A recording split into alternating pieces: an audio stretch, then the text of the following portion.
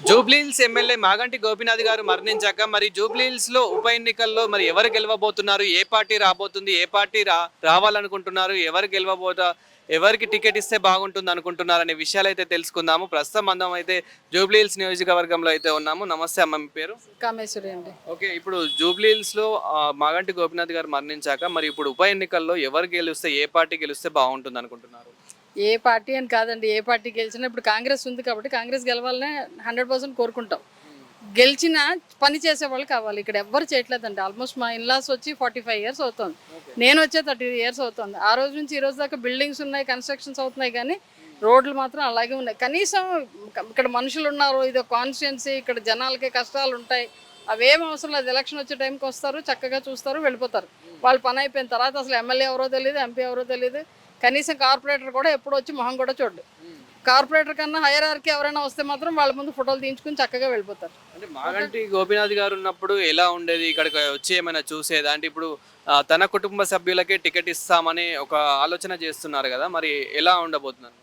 ఆయన ఎప్పుడూ రాలేదండి. అసలు వాళ్ళు కానీ ఆ పార్టీ వాళ్ళు కానీ ఎవ్వరూ ఏమీ చేయలేదు. చేయలేదు.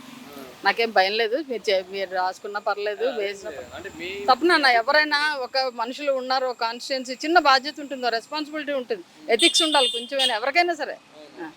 నేను కాలేజీలో వర్క్ చేస్తున్నాను, నేను పాఠాలు చెప్పకుండా జీతం అడిగితే ఎలా ఉంటుంది? ఇది కూడా అలాగే ఉంది.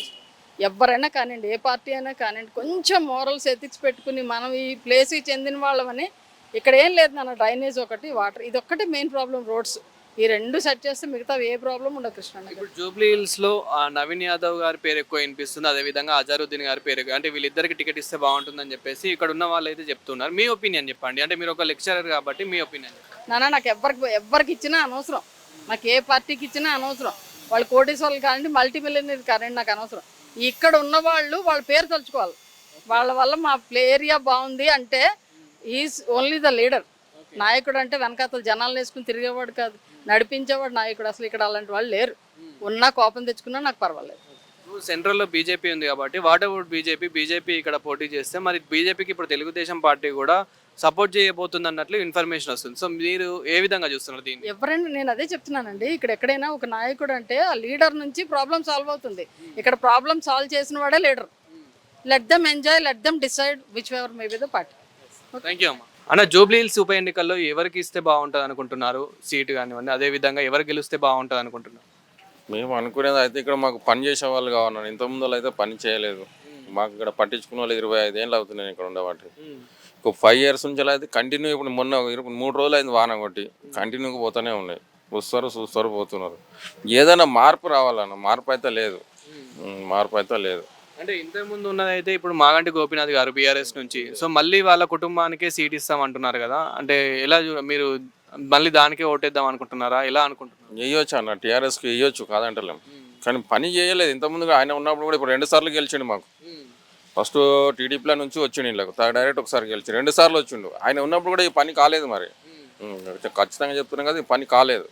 సో అంటే ఇప్పుడు మనకి స్టేట్లో కాంగ్రెస్ ప్రభుత్వం ఉంది కాబట్టి మరి కాంగ్రెస్ నుంచి ఎవరైనా వస్తే బాగుంటుంది అనుకుంటున్నారా? అంటే ఇప్పుడు నవీన్ యాదవ్ గారికి, అదేవిధంగా అజారుద్దీన్ గారికి సీట్ ఇస్తామంటున్నారు కదా.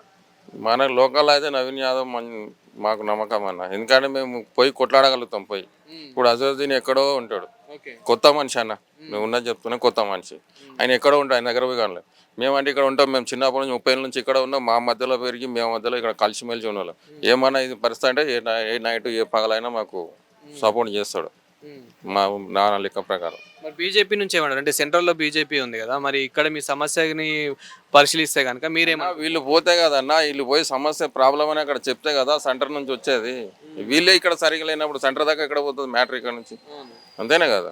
అట్లా ఇక్కడ ఉన్న వాళ్ళు బస్సులో ఈ ప్రాబ్లం అవుతుందన్నా అని ఎమ్మెల్యే దగ్గర పోవాలి. కార్పొరేటర్ కానీ ఎమ్మెల్యే దగ్గర పోతే ఎమ్మెల్యే నుంచి సెంటర్కి పోతుంది, సెంటర్ నుంచి ఏదైనా ఫండ్స్ వీలైతే ప్రాబ్లం క్లియర్ అవుతుంది. మరి గతంలో ఇప్పుడు 10 సంవత్సరాల నుంచి సమస్య ఉంది అంటున్నారు కదా, మరి 10 సంవత్సరాల నుంచి ఏం చేశారన్న? అంటే అప్పుడు మీరు ఎప్పుడు వెళ్ళలేదా ఒక బస్తీగా వెళ్ళినాము, మీడియాకు చెప్పినాము, ఇట్లనే మీడియా వాళ్ళు వచ్చినారు, చెప్పినాము, అందరికీ తెలుసు. ప్రతి మీడియాలో చూసారు ఇక్కడ ఏం జరుగుతుంది అనేది అందరికీ తెలుసు. కానీ కరెక్ట్ ఈ సమస్యకు పోరాటం చేసిన వాళ్ళు ఎవరు లేరు ఇప్పటికీ. అది పోరాటం చేసిన వాళ్ళు లేరు. సో మీ ఒపీనియన్ చెప్పండి అన్న. ఒక్కసారి సమస్య గురించి పక్కన పెడితే కనుక మరి ఉప ఎన్నికలు రాబోతున్నాయి కాబట్టి ఏ విధంగా ఉండబోతుంది, అండ్ అదేవిధంగా పార్టీ ఇక్కడ బస్తీ వాసులు కూడా ఏ విధంగా సపోర్ట్ చేయబోతున్నారు అనుకోవచ్చు? బస్తీ వేసులు అంటే ఇప్పుడు చెప్తాం, బస్సు నా నా నా దగ్గర ఉన్నది నేను చెప్తాను. ఎవరెవరు ఎట్లా చెప్తారు, మనకి ఏం చెప్తామన్నా బస్తీ వాసులు. ప్రతి మనిషిది ప్రాబ్లం అనే అంటారు, కానీ అసలు పోయినాక అసలు మనిషిని ఎవరిని ఎన్నుకోవాలి, ఎవరు ఎన్నుకోరు.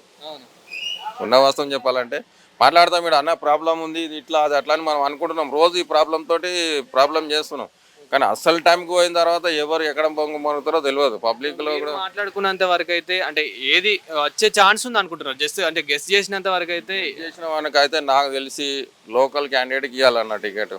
లోకల్ క్యాండిడేట్కి ఇస్తే మనం పోయి ఏందన్నా ఇదని మనం కొట్లాడేటట్టుగా ఉండాలి మనిషితోటి. మనకి లోకల్ క్యాండిడేట్ అంటే నవీన్ యాదవ్ గారు ఎక్కువ. నవీన్ యాదవ్ మనకు లోకల్ అంటే అన్న ఏంది పరిస్థితి అంటే నడుస్తాం అంటాడు. నా లెక్క ప్రకారం నేను చెప్తున్నా కదా ఖచ్చితంగా. ఎందుకంటే నేను 30 ఏళ్ళ నుంచి ఈ బస్సులో ఈయనే ఉన్నాను. 30 ఏళ్ళ నుంచి 30 ఏళ్ళు అయింది నేను ఉండి. Okay, thank you. అమ్మ, జూబ్లీహిల్స్ ఉప ఎన్నికలు వస్తున్నాయి కదా, అంటే మాగంటి గోపీనాథ్ గారు మరణించడం వల్ల మరి ఏ పార్టీ వస్తే బాగుంటుంది అనుకుంటున్నారు? అంటే కాంగ్రెసా, బీజేపీయా, లేకపోతే బీఆర్ఎస్ పార్టీయా, ఇతర పార్టీలా? బాబు, మీ సీఎంకి నేను ఒక నమస్తే పెడతాను, అతనికే నేను ఓటేసాను. ఇది కొంచెం బాగా చేపించారంటే మా ఫ్యామిలీ మొత్తం అందరిని తీసుకెళ్ళి ఓటేపిస్తాం బాబు.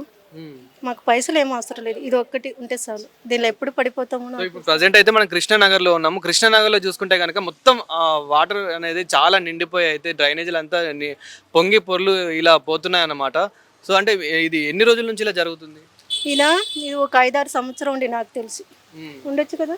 5-6 సంవత్సరం అంటే 5 సంవత్సరాలు అంటే గతంలో ఉన్నదైతే ఇప్పుడు కాంగ్రెస్ కాదు బీఆర్ఎస్ పార్టీ కదా. సో అంటే అప్పుడు ఏం చేయలేరా?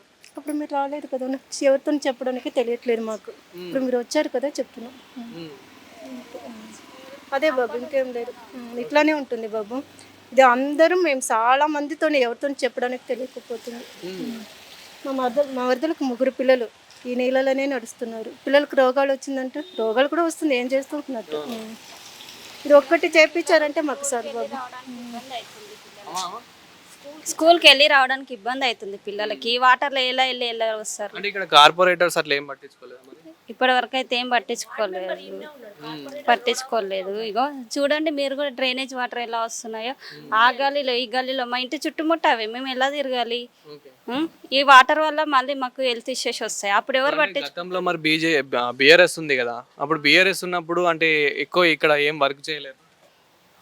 అదంతా ఐడియా లేదు, చేశారు కానీ ఇది పూర్తి క్లియర్ అయిపోవలేదు. అప్పటికప్పుడు చేస్తారు, వదిలేస్తారు, మళ్ళీ ఇది నిండుతూనే ఉంటుంది. ఈ నీళ్ళలో మేము నడవడం తప్పదు బాబు.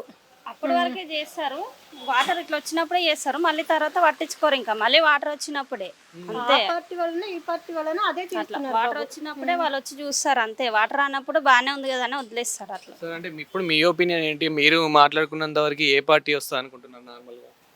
మేము అదేం అనుకోలేదు. మేము అనుకోలేదు. మాకు ఇవన్నీ క్లియర్ చేస్తారంటే ఎవరు చేస్తారో వాళ్ళకే ఓటేస్తున్నాం బాబు. Thank you.